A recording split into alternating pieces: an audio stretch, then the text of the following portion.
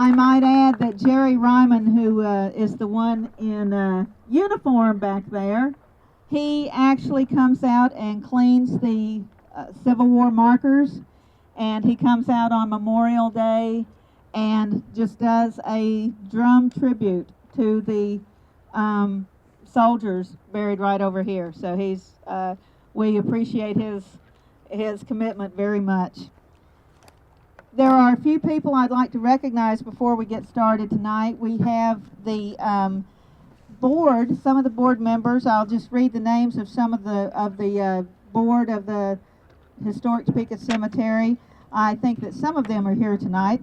Dennis Hintz, Jack Wiseman, Louise Hummer, Neil Firestone, and I know that Lisa Sandmeyer is here, and she's not only on our board, but she is the assistant. Did we lose it? She is the assistant to Mayor Larry Walgast as well, and she is representing the mayor until he can be here later tonight. We have Chris Hutton, who is our board president, and Chris, right over there. Chris's family has been in the funeral business for a long, long time, so this is a place that's very dear to his heart. We also have a lot of visitors from out of town. In addition to, I'm just going to get rid of that if it's not going to work there. In addition to our honored guest, Mr. Charles Crawford, that you'll meet in a few minutes, he brought some of his family with him. Dr. Kristen Smallwood, Dr. Chuck Smallwood, Dr. Michael Wydick. We appreciate all of you making the trip. Nice to see you. Thank you so much for coming.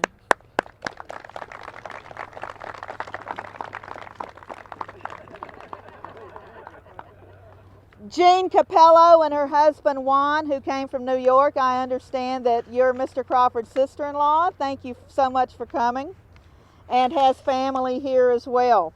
I want to recognize a couple of the reenactors that you might have met already.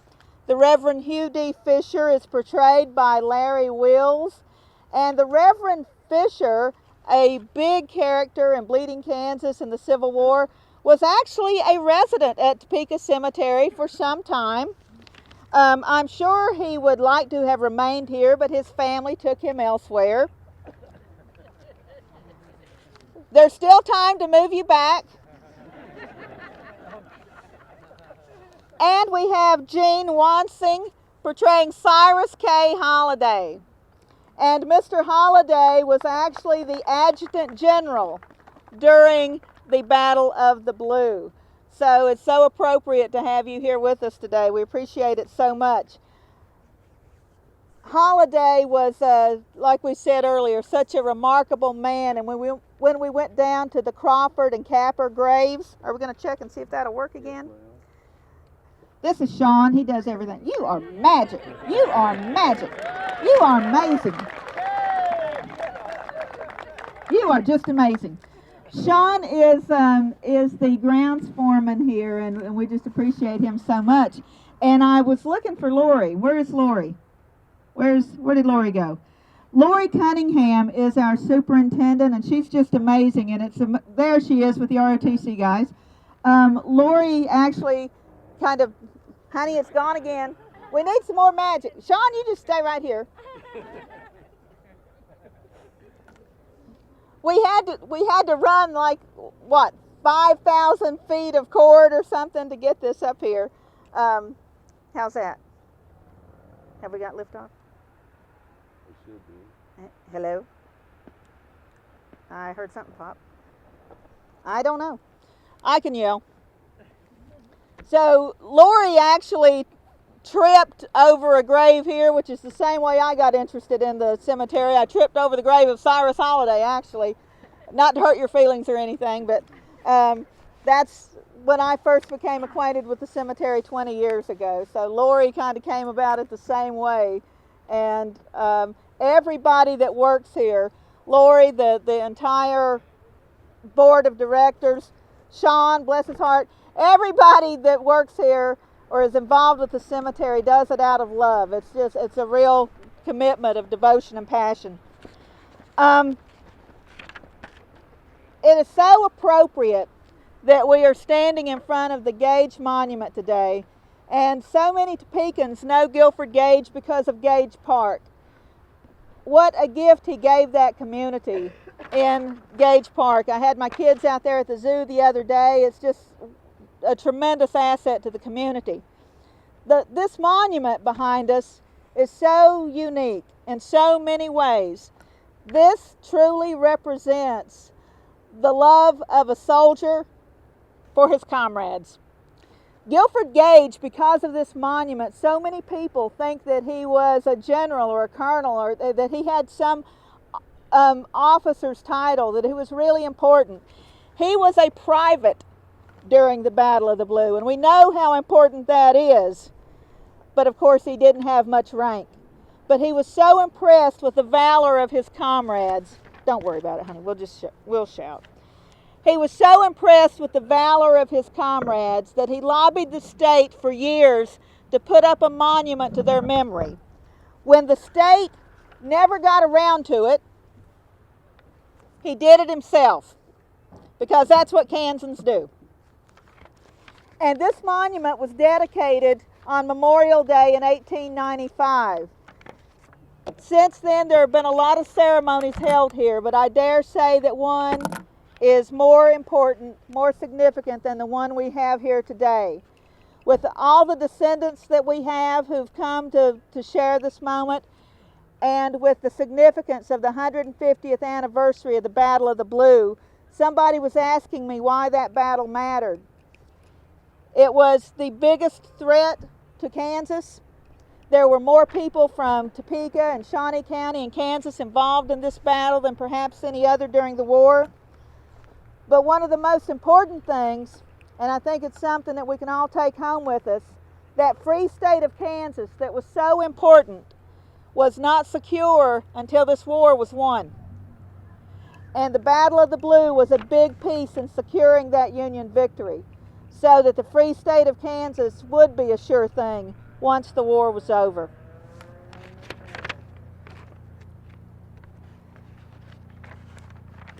People in 1864 in October were scared to death.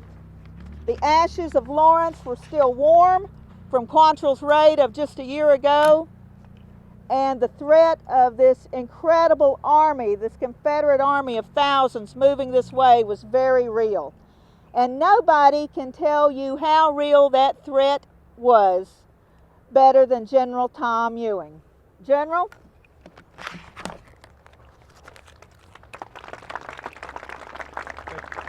Thank you. Thank you, Deb. Good evening. It's indeed an honor to be here with you. As Deb said, I'm General Thomas Ewing, Jr. I was born in Lancaster, Ohio on August 7th, 1829. My father was a lawyer and a Whig politician, served as senator from Ohio from 1835 to 1841. I then, as a school, I matriculated at Brown University in Rhode Island, but I left there to become secretary to President Zachary Taylor. My father was serving in his cabinet at that time. I then moved out to Cincinnati, Ohio, and studied for the bar, passed the bar in 1854, and married Miss Ellen Cox. In 1856, we moved to Leavenworth, Kansas. There I had a law practice with my foster brother and brother-in-law, William Tecumseh Sherman. In 1861, I was very helpful and was proud to be an assistant to have Kansas enter the Union as a free state.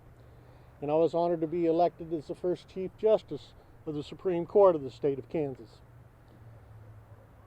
In the spring of 1862, I resigned my post and enlisted the 11th Kansas Volunteer Infantry and served as its colonel.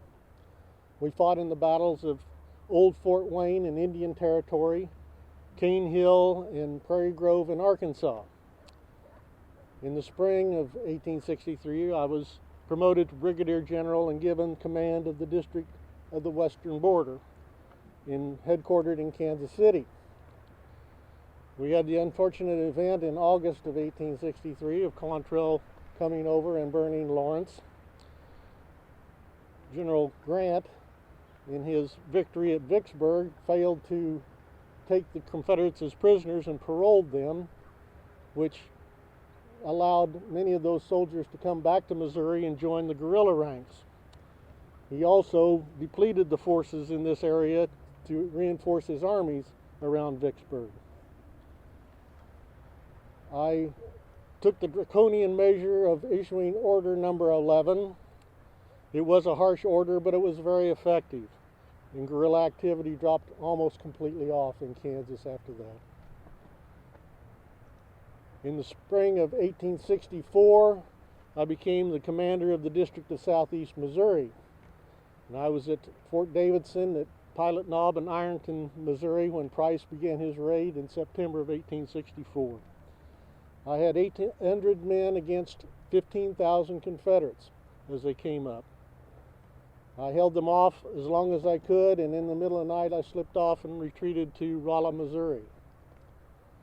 Price was unable to capture St. Louis because they did have time to reinforce their defenses there and moved up here and fought at this battle here. I'm proud of my service. I would be happy to visit with you and answer any questions that I could after the ceremonies. Thank you.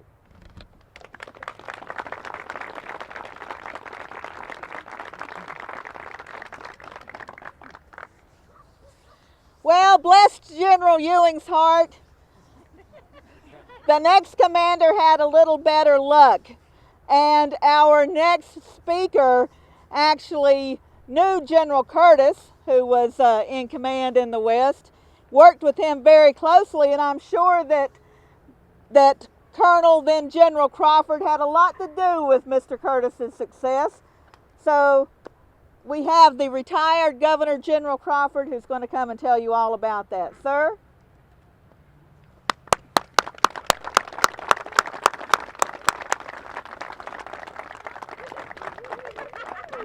Photo op. Why, thank you, Miss Debbie. It's a pleasure to have been introduced by such a charming southern transplanted belle as you. Yes, my name is Sam Crawford, the third war governor of the state of Kansas. I want to tell General Ewing, you were so magnificent in your presentation of the history of yourself. Well, I do want to say that I came to Kansas in March of 1859. And I want to tell you that I came from Indiana, crossed the Missouri River by ferry, and walked 75 miles south to Garnett, Kansas, a town of only 600 people, where I started a law practice. Well, I must tell you that the laws that I was practicing law under was from that damnable state to the east, Missouri. It was Missouri laws, and the only thing that changed, they crossed out Missouri and put Kansas in its place. But I carry on too much. I must tell you, however, that I was the adjutant of General Curtis during the time of the Battle of Westport, and finally Byron's Ford and Markby Farm. But in those days, some of the cohorts of Jim Lane, one of our senators, one of the first senators of Kansas, proposed that I become the third governor of the state of Kansas. Well, Thomas Kearny, the second governor, was preaching almost an infidelity when he said that Sterling Price would never get into Missouri. that they would keep him bottled up in Arkansas. And of course, General Ewing just told you that he defended against Sterling Price at keeping him away from St. Louis. Well, Price came up the river and finally threatened not only the Kansas City area, where we defeated him finally, but he also threatened Lawrence and threatened Topeka. They actually dug trenches and built reserves in the center of the streets at 6th and Kansas Avenue. Oh, I carry on too much. I apologize for that. But I do want to tell you that my soldiers, the soldiers of the great state of Kansas, not only helped elect me as the 3rd war governor of the state of Kansas, but re-elected me for a 2nd term. The youngest man elected to the governor of this state, 29 years old, and re-elected me again for the 2nd term of a governor in the state of Kansas. But I must tell you, I made a list of what happened to me when I became governor. And I'm going to get that list out because I might forget something, and I'm going to read it to you. Well, I must tell you that being at an advanced age, and I look over here and see my great-grandson, and I'm delighted that he has not joined me yet. But when I became governor of the state of Kansas, this is what I inherited: a state seal, a hand press, a stack of unpaid bills, no money, no credit, no state buildings, only rented wooden buildings, and no money to pay the rent. Missourians were still raiding across the Kansas border. Renegade Indian tribes were still plundering and murdering settlers. Kansas outlaws were still stealing cattle in our state. There was much political intrigue and feuding. And 3 months into my administration, President Abraham Lincoln was assassinated.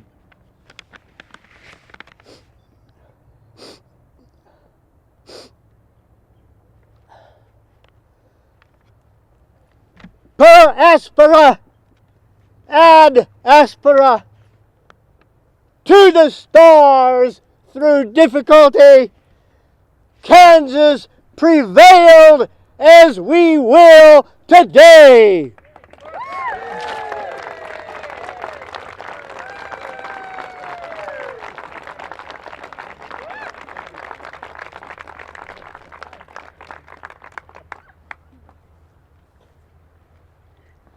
A couple of the things that Governor Crawford neglected to mention: not only was he the youngest governor, he had the youngest first lady in Kansas history, and let us hope that that is a record that stands. She was only 18 years old when she became the first lady of Kansas, and they were married actually while he was governor, so that was quite the occasion.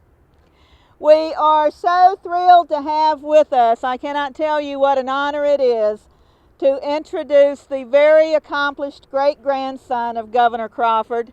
Charles Crawford has come from Florida to be with us today. He is coming home.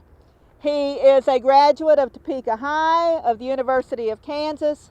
He enjoyed a very successful career as an attorney and a CPA, and is now enjoying the fruits of his labors, we hope, in Florida. Please make him welcome. Thank you, Deb. Thank you. Well, let's see, just a second.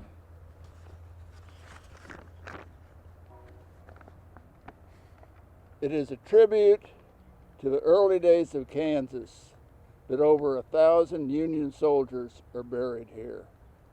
What a debt we owe these men. It is an honor to represent their descendants at this remembrance. Before I talk about Samuel Crawford, I'll mention that my other paternal great-grandfather, Bernard Kelly, also is one of the Union soldiers buried here. Samuel Crawford was born in Indiana in 1835. He came to Kansas in 1859 as a young lawyer. He settled in Garnett, started a law practice, and got into politics. He was a representative when Kansas became a state in January 1861. When war came a few months later, he resigned from the legislature, recruited a company in Garnett, was elected its captain, and he fought with the 2nd Kansas Infantry, then with the 2nd Kansas Cavalry, where he rose to acting regimental commander. And in 1863, he was assigned as a full colonel to train and lead the 2nd Kansas Colored Infantry. During this period, from 1861 to 1864, he was in the thick of the fighting in Missouri, Arkansas, southeast Kansas, and present-day Oklahoma. Although he'd been away from the state and from politics for over 3 years, his military exploits had been well publicized, and in 1864 he was approached by a faction of the Republican Party to be their candidate for governor. At first he turned them down. He'd been recommended for brigadier general, and he said he'd rather be a brigadier general than governor of Kansas. He changed his mind, and his backers got him the Republican nomination at a closely contested convention. A month before the election, he took his first leave since the war began and returned home to campaign. He arrived the same time that Sterling Price and his Confederate Army were approaching Kansas City from the east. Instead of making speeches and shaking hands, he fought with distinction at the Battle of Westport. His most conspicuous action was a few days later at the Battle of Mine Creek in Kansas, south of Kansas City, where he played a major, well-publicized role. At Mine Creek, 2,500 Union cavalry defeated the 6,500 Confederate troops that remained of Price's army and ended any danger to Kansas. Crawford's exploits included leading a cavalry charge and dismounted hand-to-hand combat. He didn't get to do much traditional campaigning, but his actions at Mine Creek turned a close election into a landslide. He became governor in January 1865 and was soon promoted to brigadier general, all by age 29. In 1866, Crawford married Isabel Chase, daughter of Topeka founder Enoch Chase, and was re-elected governor. In 1867, he had a county named after him. Late in 1868, he resigned as governor and led a cavalry regiment of volunteers against an Indian uprising in western Kansas. They worked with the regular army in a successful winter campaign that restored order. Crawford never held elective office again, although he made runs at both Congress and the U.S. Senate. He was a very successful lawyer, practicing in Kansas and Washington, D.C. In 1888, he built the Crawford Building, which still stands at 5th and Jackson. In the 1890s, his daughter Florence married Arthur Capper, and his son George married Hortense Kelly. Late in life, he wrote Kansas in the 60s. a personal history that was well received. If you want to read it, it's still in print in paperback and is available on Kindle. When he died in Topeka in 1913, it was national news. The headline in the New York Times was, "General Crawford, Indian fighter, dies." Quite a life. He died at the Capper residence at 11th and Topeka Boulevard. It's gone now, but you older folks will remember that marvelous structure as the home of WIBW. All those I've mentioned here are buried here, as are a total of 6 generations of my family. At the near end, my wife Ann and the ashes of my wife Kathy. At the far end, my great-great-grandmother Dunlop, and Ann's great-great-grandfather Frank Norris is buried nearby. I appreciate very much what many of you are doing to preserve and enhance this wonderful cemetery. Thank you.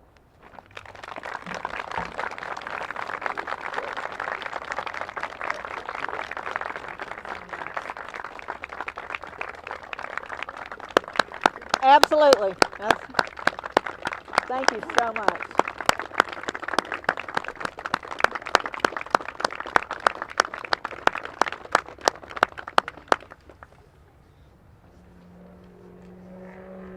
Good job, Sonny.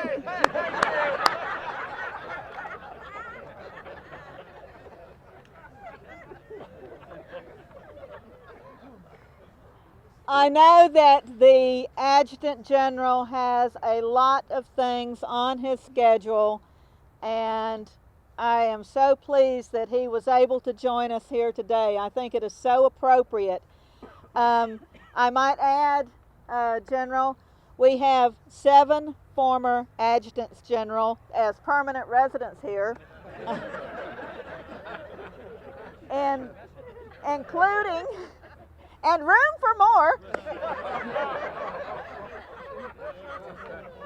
and including the only Adjutant General who served during the territorial period, Hiram Strickler. So you're in very good company here today. I think it is really appropriate to have his time as Adjutant General coincide with this event, because General Taffanelli and General Crawford have some very interesting things in common. I don't know if Governor Crawford made it entirely plain, but when he was elected to that first Kansas legislature, our first legislature as a state, he resigned shortly after when President Lincoln issued the call for arms to put down the rebellion. Well, later on he resigned his governorship to go fight with the Indians. So, you know, he's just a fighting man, that's all I can say. General Taffanelli retired from the legislature, took his leave from the legislature in 2004, and was deployed in 2005. So he did likewise. He left politics to do something honorable. Hear, hear. Following that fine example of Governor Crawford, and I could go on and on about General Taffanelli's accomplishments, but I think we'd rather hear from him. Please make welcome the Adjutant General of the state of Kansas, Major General Lee Taffanelli. Thank you so much.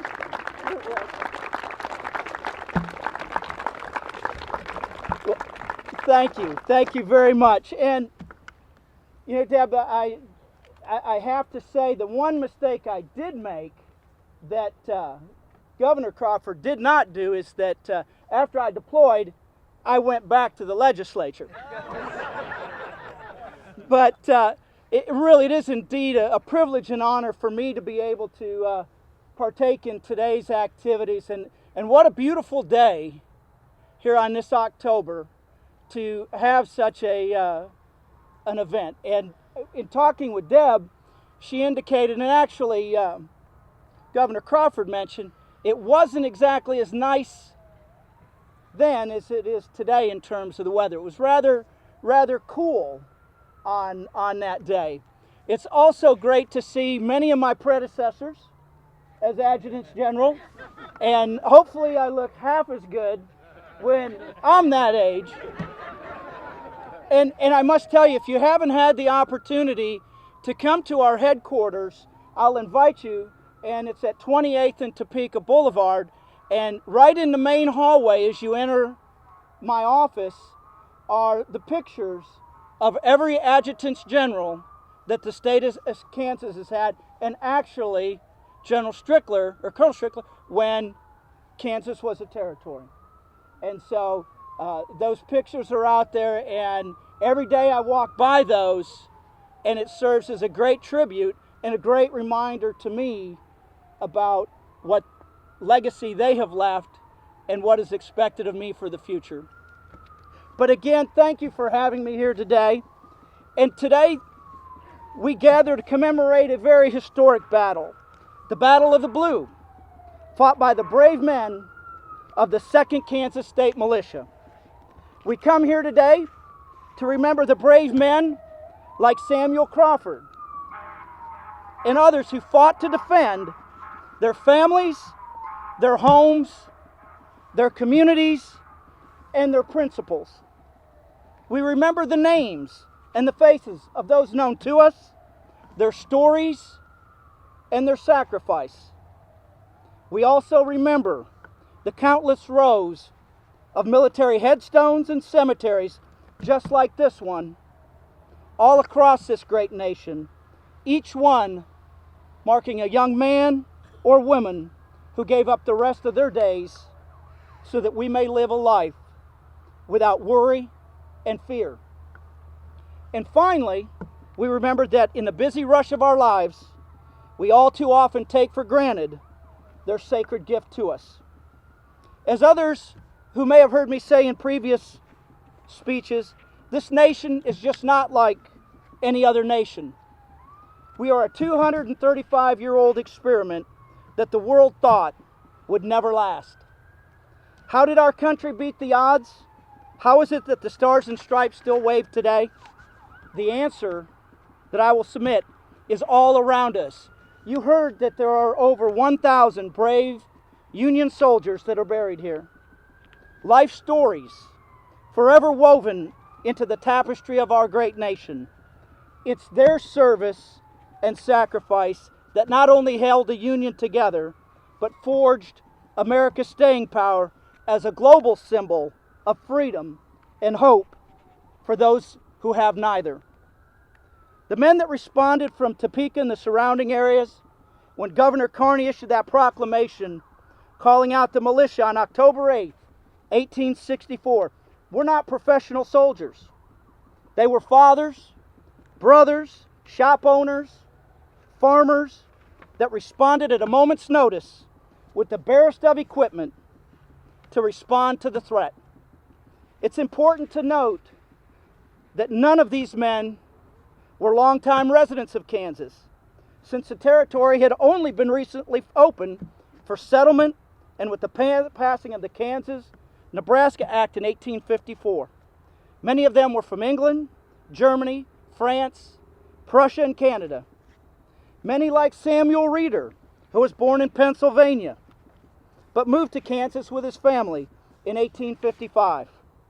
They were lured here to Kansas by the incentive of rich, cheap land with the hope to establish a free state only as a secondary consideration at the time. While many settlers tried to remain neutral, the reality was that they often had to choose. And they had to choose which sides due to the dangerous situation in this territory.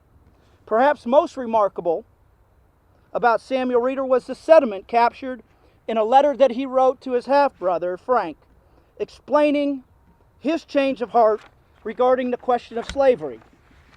And he wrote, "Just before I came to Kansas, and when I was about your age, there was not a class of men I despised more than I did the abolitionists. I believed them to be a set of hypocritical meddlers and mischief makers, keeping the nation in an uproar, causing hatred between the two sections. But after I came to Kansas, I examined this subject as much as possible on both sides of the question and have come to the conclusion that it is based on stupendous wrong to the African race which cannot be excused by any sophistry on earth. I am not now ashamed nor afraid to be considered a, quote, red-hot fanatical abolitionist. As the Reeder family was settling their new land and exploring new ways of thinking, the forerunner of the Kansas National Guard, the Kansas Militia, was being formed. On August 30th, 1855, the governor and the legislative assembly of the Kansas Territory established an act to organize, discipline, and govern the militia of this territory. The act also provided the territorial governor with the advice and the consent of legislative council to appoint and commission one adjutant general to oversee the territorial militia. That first territorial adjutant general, as you heard earlier, was Hiram J. Strickler, buried not far from where we are now. He was appointed on August 31st, 1855. On January 29th, 1861, 6 years after the formation of the territorial militia, Kansas became the 34th state, and the militia was organized into the units of the Kansas National Guard. The scores of companies that formed the Kansas State Militia, 11 regiments varied from the uniformed volunteers to units that only existed on paper and generally were poorly armed and equipped. The militia was later reorganized into 5 brigade districts that comprised 24 regiments and 4 battalions. This force was better armed, but most of the militiamen still lacked proper uniforms and equipment, and companies were only required to drill monthly, regiments quarterly, and brigades annually. In the fall of 1864, Confederate Major General Sterling Price led a mounted force of about 12,000 men on an extended raid from northeastern Arkansas into his home of Missouri. Originally intending to strike St. Louis and capture its military stores, Pat Price soon changed his objective and led his force west past Jefferson City to the state capital and on to Kansas City and Fort Leavenworth. Major General Samuel R. Curtis, commander of the Department of Kansas, had few federal troops available to protect the state from Price's advance and therefore asked Governor Thomas Kearny to call out the state militia on October 5th.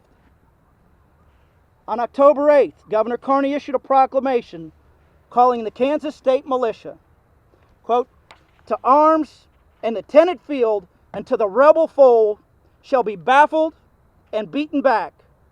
More than 12,000 of the state citizen soldiers rallied under the command of Major General George Dietzler, who ordered them to come with such arms as were at hand and a full supply of ammunition. Dietzler also instructed the militia commanders to prepare for the first 30 days of active service and see each of their men had 2 blankets, a tin cup, knife and fork, and a haversack with a coffee pot and a frying pan for every 5 men. This, quote, bring your arms and equipment approach to national defense was pretty common at the time.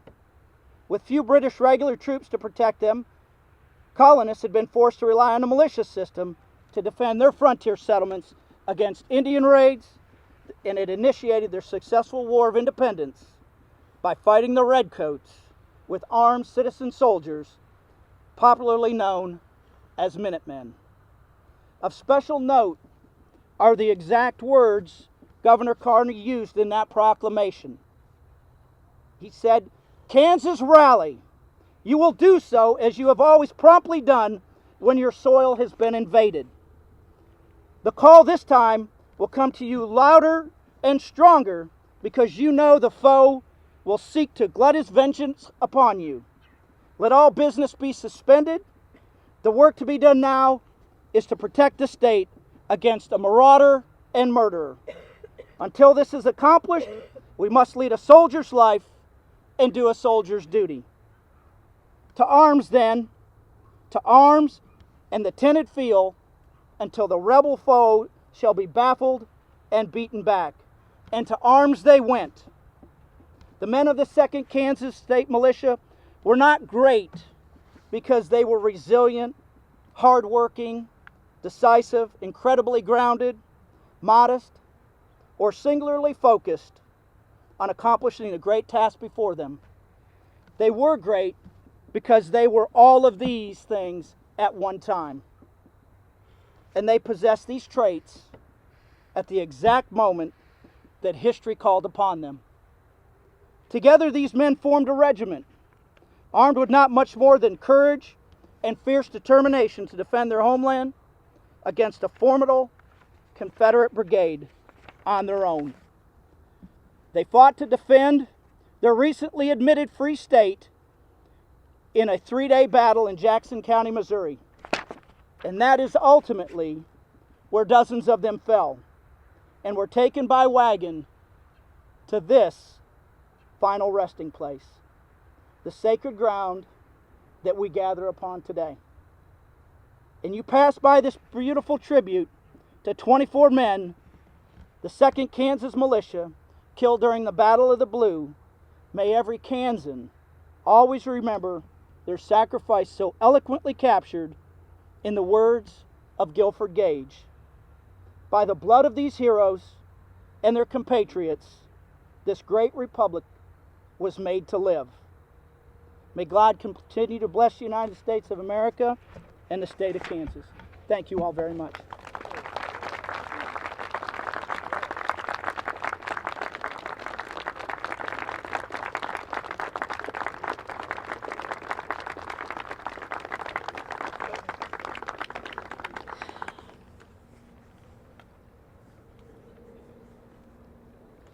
Long before Kansas was the sunflower state, Kansas was the soldier state. It was the soldier state because of the men like Crawford who moved here early on before he was called on to serve and then answered that call when it came, and because of the men after the Civil War who came out here to make it their homes. As evidenced by the lives of the men that are buried here today and the lives of the men who are speaking here today, Kansas is still the soldier state. In whatever capacity they are called upon to serve, Kansas has answered the call again and again, demonstrating that unfailing commitment to be a free state, to make good on the promises in our Declaration of Independence. There is no state that stands higher than Kansas in this commitment. And every one of us can be a proud Kansan today, to be proud of that legacy and so proud of what they have done. I can't tell you how moved I am to stand in front of this monument on this day. And when you go back to the house tonight for the reception, I hope you'll look at the biographies that our Friends group has put together of the men who rest here. They were real people with real lives and real families. And I appreciate your taking the time to remember them. And I want to make welcome Dale Cushenberry, who is representing the families of the people who are buried here in the cemetery. He is going to read the names of those honored dead. Following that, we will have taps. Following that, we will have the piper. When the ceremony is done, I would ask that the descendants, and I know we have several, remain so that we can get a photograph in front of the monument. Everybody else can go down to the house after the piper plays. But Dale, we're so honored to have you with us. You're such a beloved educator and the former principal of Highland Park High School, just right here in our neighborhood. So we're so pleased to have you with us today. Thank you. Thank you.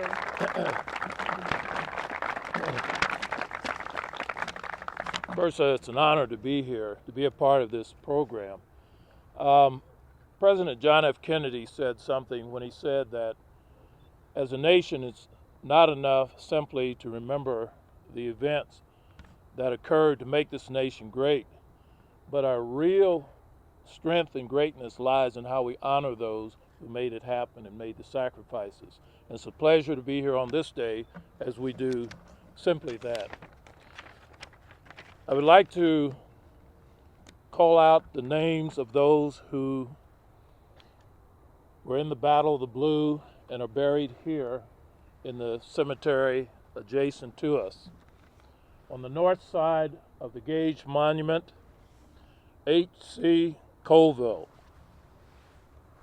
Elias Roberts, Dennis Ray,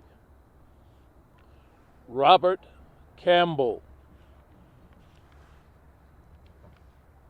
Moses Banks, James Eagle, William Wan, David Foltz, and these are those who are buried to the north side of the monument. On the south side, we have McClure Martin, Daniel Hanley, D.M. Race, Ben Hughes, and in the circle behind the monument, we have these individuals: J.B. Alverson, David Rake, Samuel Allen, Robert Bowles, Harvey G. Young, Albert Chapman,